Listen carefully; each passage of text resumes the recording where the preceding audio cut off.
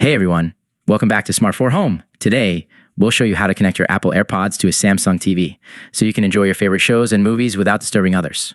Let's get started. Step 1. Check TV compatibility first.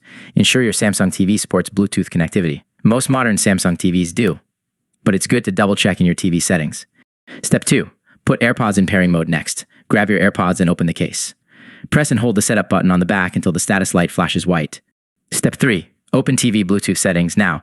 Grab your Samsung TV remote and press the home button. Navigate to settings, then select sound, and finally, sound output. Look for Bluetooth speaker list and select it. Step 4. Pair AirPods with TV. Your Samsung TV should now search for available Bluetooth devices. Look for your AirPods in the list and select them to pair. Step 5. Confirm connection. Once paired, you'll hear a chime in your AirPods indicating they're connected. Your TV's audio will now be routed through your AirPods. Step 6. Adjust settings to adjust the volume. Use the volume buttons on your TV remote or the AirPods themselves. You can also adjust other audio settings in the TV's menu. Conclusion. And there you have it. You've successfully connected your Apple AirPods to your Samsung TV.